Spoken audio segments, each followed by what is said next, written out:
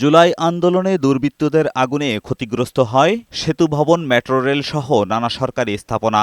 তবে শেখ হাসিনার সাথে মেয়র তাপসের এক ফোনো আলাপে পরিষ্কার হয় এর পেছনে ছিল শেখ হাসিনার আত্মঘাতী চক্রান্ত।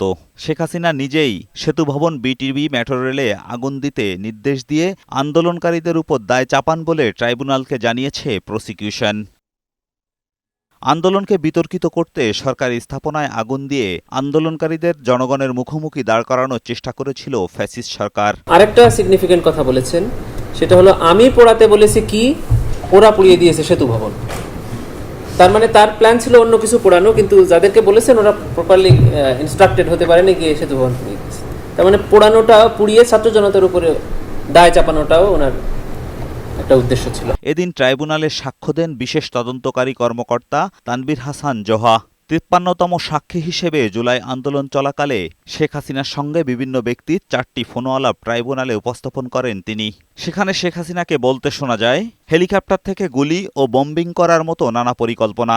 ৩৬ সেনা নামিয়ে ওখান থেকে বম্বিং করা হবে, এই কথাটা বলছেন। তাদেরকে আইডেন্টিফাই করা হবে, তাদেরকে পাকড়াও করা হবে, এবং লাস্টলি বলেছেন যে আন্দোলনকারীদের সাথে আমাদের কোনো বিরোধ নাই, আমাদের বিরোধ হলো বিএনপি জামাতের বিরুদ্ধে। এই কথাটা প্রোপাগান্ডা ছড়িয়ে দেওয়া হবে। জঙ্গি দমনের মতোই আরেকটি ব্যাপক মাত্রার গণহত্যার পরিকল্পনা ছিল শেখ হাসিনার। কোনোভাবে আন্দোলনটি দমন করতে পারলেই পরিকল্পনা ছিল আন্দোলনকারীদের জেলে ভরা ও সংগঠকদের ফাঁসিতে চড়ানোর। যে জেলখানায় পাঠানো হবে, কিন্তু বাস্তবে পাঠানো হবে না, ছেড়ে দেওয়া হবে।